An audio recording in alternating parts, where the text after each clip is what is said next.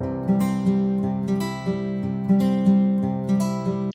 right, so a topic that is very popular is how to manage people, right? Like how do you manage down? But oftentimes, especially in recent years, we've had a lot of requests to say, like, how do you manage up? And I think that's an important topic because we don't talk a lot about how do you actually manage up effectively, right? Because your success in a company depends just as much on you being able to manage up as it is just everything that you do. So, and I think it's a great topic for today's episode.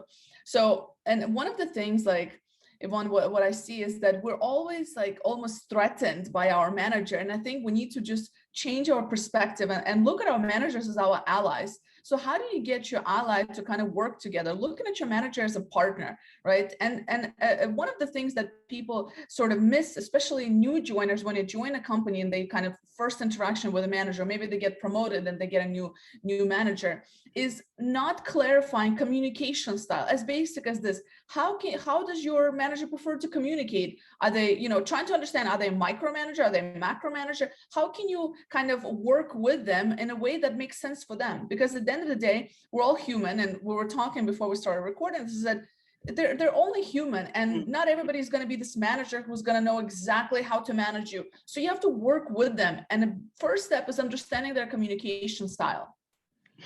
Elena, so if we want to find a definition, it's a cool definition about managing up. It's about cultivating this trusting relationship towards your supervisor, right?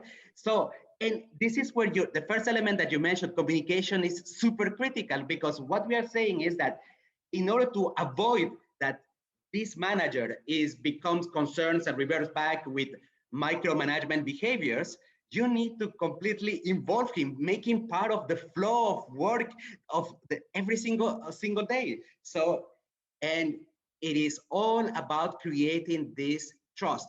How can you create processes so that he doesn't have to look back to you, but you are always there continuously in the journey, right?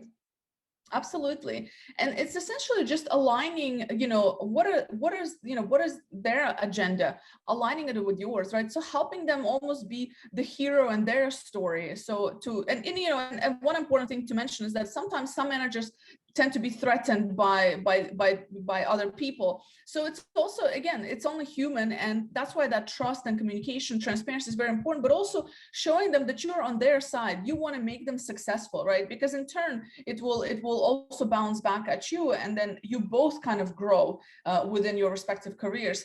So I think that just, showing them that you're on their side, and especially like not playing office politics, because that's another mistake people do, right? You don't have a great relationship with your manager, so instead of working on that relationship, you tend to go the other way and play office politics, and that's not always the best strategy. So just looking at how can you improve your relationship with your manager, understanding what's their agenda and how can you help them succeed, because then ultimately will help you succeed as well. Exactly. So, and more than making the manager successful, it's about the team success, right?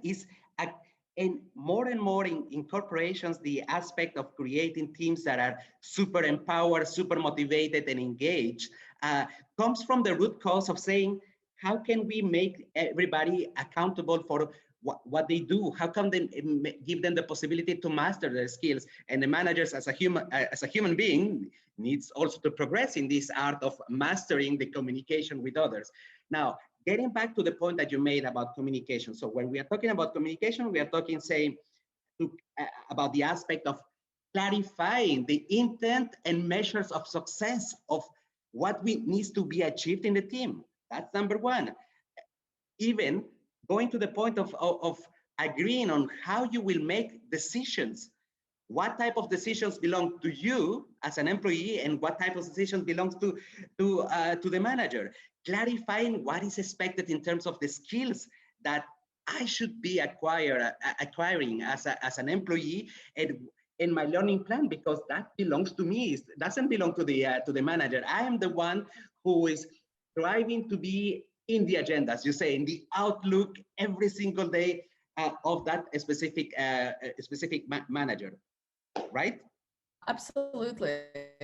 I think just looking at remembering they're all human at the end of the day, I think that's the key. I think we often expect that our managers are going to have all the answers and they're going to be, and they know exactly what they're doing. And that's not always the case. So partner up with your manager, see them as your ally, and make sure they see you as their ally. And I think that's the best way forward.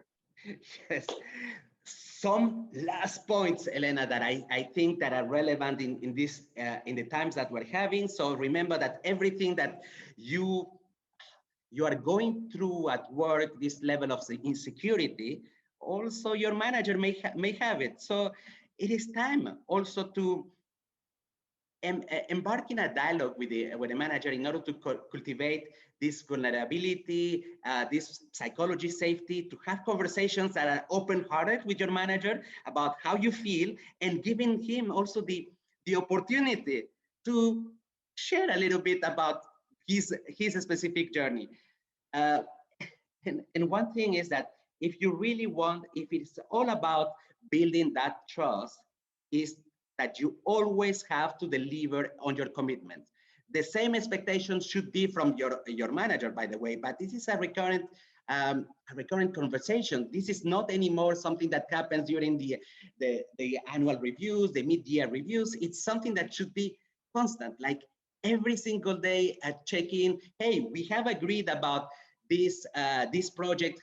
Where do we want to be in terms of this project? What is the measure of success? And you are constantly updating him on what's going on, so that he's not outside of the loop, that you have already clarified the important elements that are related to who is taking decisions for what, how are you progressing, how do you feel, and how the manager is feeling. All this will create the element of trust. We are not anymore in the past century, where the manager was supposed to be like someone who is a glorified boss who should know everything.